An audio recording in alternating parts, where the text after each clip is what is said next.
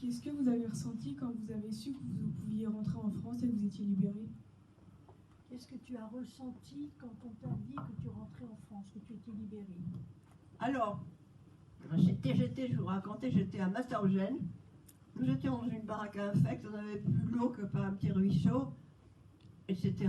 Et puis, une femme SS se dit, faites sortir ceux qui peuvent marcher. C'est encore une sélection, parce qu'il y avait encore une chambre à gaz ici à Mastaugène. Et puis, je vois ces hommes de la Croix-Rouge qui nous disent, mesdames, on vous rapatrie. Doute. C'était un doute. Est-ce que c'est vrai? Est-ce qu'il n'y a pas de mitrailleuses derrière? Est-ce qu'il ne faut pas nous descendre plus loin? Et puis c'était vrai tout de même, ces hommes. Bon. Alors, parce que cette baraque était hors du camp, dans un espace plus loin entre des barbelés. Ils nous ramènent dans le camp central, et devant l'entrée du camp, il y avait des camions de Croix-Rouge, camions blancs pour nous ramener le lendemain. Alors, ils font monter des femmes, et puis il y avait des blessés à l'intérieur. Et c'était très long parce que les SS ne voulaient pas laisser rentrer les voitures de Croix-Rouge dans le camp pour emmener les blessés. On a négocié avec eux pendant plusieurs heures avant qu'ils laissent rentrer et puis on est parti. Alors, je monte dans ce camion de Croix-Rouge et puis on s'en va. Eh bien, il ne faut pas croire que je me suis mis à rire, chanter. Totalement assommé, abruti. Je me suis à moitié endormi. On était trop épuisés, puis c'était un choc tel, le retour, vous voyez. Et c'est le 3e jour, ils nous ont arrêtés, ces hommes de grand courage, c'était des Canadiens, etc., de la Croix-Rouge, encadrés encore par des SS, hein. Ils auraient toujours pu nous faire retourner. Je descends prendre un petit ruisseau, j'étais des pieds dans... Ah, la vie reprenait, la beauté, il y avait des arbres en fleurs, enfin c'était... J'ai commencé à réaliser. Il ne faut pas croire quand on les libérait, c'est mieux changer. On était trop épuisés, vous voyez. Et puis alors, quand on va arriver près de la Suisse, les SS qui accompagnaient les gens de la Croix-Rouge ne voulaient plus nous laisser passer. On a attendu toute la nuit avant que les SS nous laissent rentrer en Suisse. Et là, ça a été l'angoisse parce que ces hommes courageux téléphonaient à Himmler, le responsable des camps. Il faut laisser rentrer ce qu'on voit aussi, etc. On a été à cheveux de retourner et d'être en route. Et puis, la barrière se roule en 30. Alors là, alors ce qui était terrible, c'est que ma mère était passée en premier convoi. Elle se dit, dans le dernier convoi, ma fille va mourir là. Elle était en larmes quand on rentre en Suisse. Et alors en Suisse, on rentre, les gens de la Croix-Rouge chantaient, les Suisses chantaient. Ça a été une folle joie. Là seulement la joie a commencé. Vous voyez. Mais enfin, c'était tout de même un peu l'angoisse. Ils nous ont déjà affectés. On était tellement affectés. Il y avait des petites infirmières dans une douche. Elles avaient une grande brosse pour nous nettoyer de loin parce qu'on avait trop de poudre. On nous a remis propre, bien. Les blessés étaient emmenés à l'hôpital, soignés. Et puis au bout de 3 jours, je rentre en France. Et c'est là, il y avait des petits soldats à Annemasse. Alors vous êtes de quelle ville, etc. Il fallait nous repérer, on ne savait pas qui on était. C'était pas simple, on ne rentrait pas comme ça. Et puis quand il avait repéré qu'on était bien quelqu'un de ce nom arrêté là, on a pris le train jusqu'à Paris. Et ce qui était sympathique, à tous les petits gars, il y avait des gens avec un drapeau tricolore qui nous portaient le peu qu'ils avaient, un petit bout de chocolat, c'était les restrictions. Petit cadeau, population qui chante, ça c'était très chaleureux, gentil. Et puis quand on arrive au Lutétia, il y avait des familles qui étaient là avec des photos. Avez-vous connu une telle, une telle? Évidemment, la photo qu'ils montraient, elle ne ressemblait pas beaucoup à celle qu'on avait connue. Puis il y en avait que je n'avais pas connues, elles étaient tout de même nombreuses. Hein. Voilà les premières réactions. Mais au début, assommé, il a fallu un moment pour que vraiment je me réveille, que je réalise.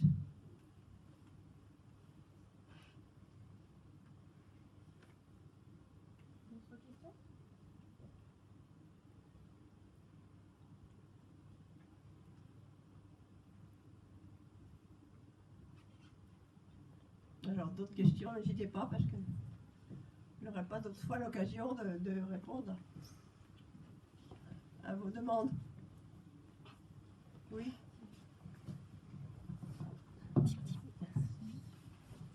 Quel est votre ressenti face aux autres génocides qui ont eu lieu après 1945? Votre ressenti. Quel est votre ressenti face aux autres génocides qui ont lieu après 1945? Quel est ton Votre ressenti sentiment par rapport aux autres génocides qui ont eu lieu après au 45? Rwanda, par exemple, ou au Cambodge? Eh bien, écoutez, moi j'espérais, quand on a été libérés, on espérait qu'on rentrait dans un monde en paix, mais on s'est aperçu que partout il y avait il parlait de quel autre génocide? Le Rwanda, par exemple, ou Au Rwanda, le Cambodge, justement, j'ai toujours été, moi, très sensible aux nouveaux crimes. Il y a eu l'ex-Yougoslavie d'abord, il y a eu le Rwanda, vous voyez. Et moi, à ce moment-là, j'étais non seulement avec les associations de déportés, mais ça a commencé, si vous voulez, mes réactions, quand j'ai appris, pendant la guerre d'Algérie, la torture. Et je vais trouver mes associations de déportés en disant, mes amis, c'est quelque chose qu'aujourd'hui, on doit dénoncer et on doit crier contre ce retour de la torture, etc. Puis après, il y a eu l'ex-Yougoslavie, où il y a eu des femmes dans des camps, etc. Et le Rwanda qui a été un massacre épouvantable. Moi, j'ai suivi d'un bout à l'autre tous ces retours du crime, vous voyez, et je reste vigilante. Alors, j'ai travaillé avec les historiens de la Ligue des droits de l'homme, et j'avais sorti un livre qui s'appelait Vigilance, pour que vous soyez attentifs aux nouveaux crimes.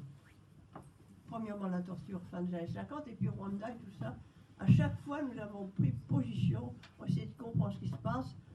Malheureusement, tout ça n'est pas fini et risque de recommencer. Alors, honte, scandale, mais jamais indifférente par rapport à ce qui est vécu encore ailleurs. Voilà. Au Cambodge aussi, il y a les procès du Cambodge. J'étais au courant de tous ces nouveaux crimes qui se passent. Et pour les dénoncer, pour arriver à un monde plus en paix, quelle négociation internationale, etc. C'est notre travail et nous, les anciens.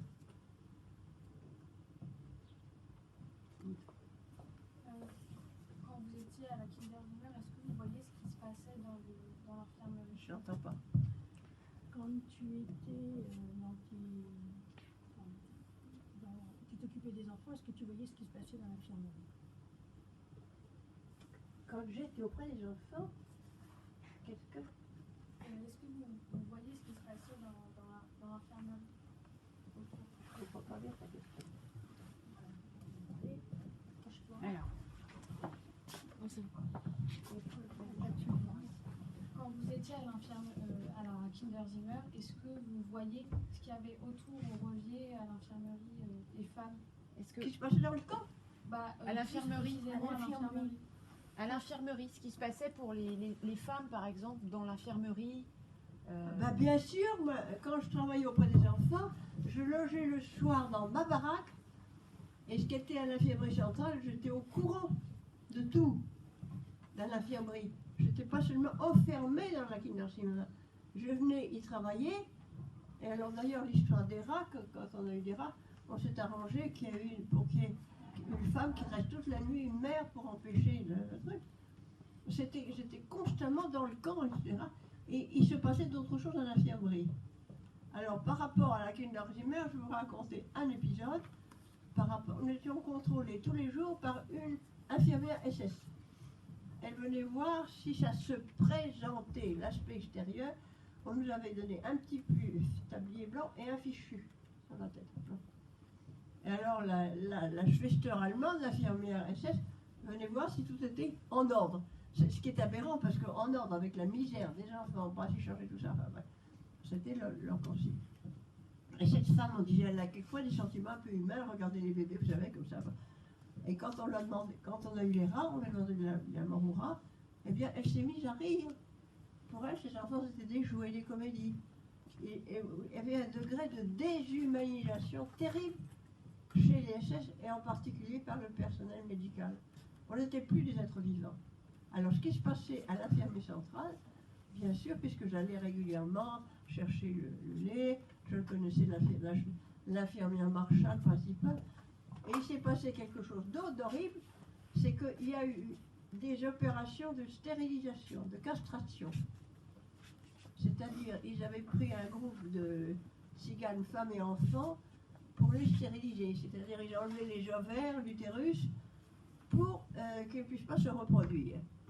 Et ça, dans une politique générale des SS, ces populations totalement inférieures, juifs et tziganes, devraient pouvoir être utilisées dans le travail sans risquer de se reproduire.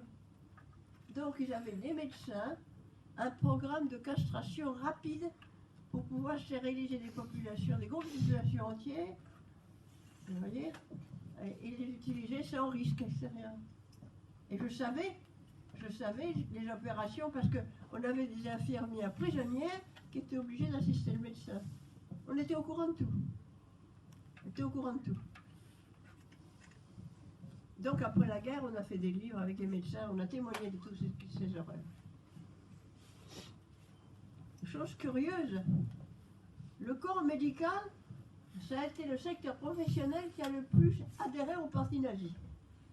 Chose curieuse, je ne m'attendais pas à ça du côté des infirmiers et des médecins, qui devraient avoir une relation humaine plus humaine. Ben non. Ils sont rentrés dans le système idéologique nazi et ils ont suivi Hitler. Il y aura d'horribles de choses.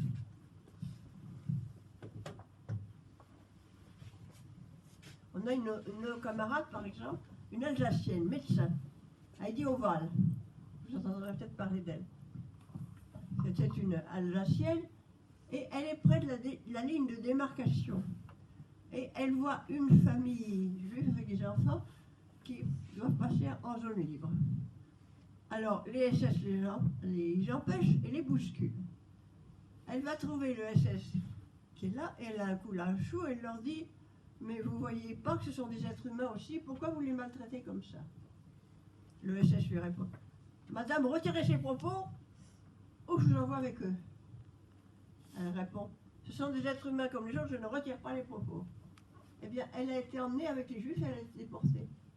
Elle a été à Auschwitz avec le convoi de déportés.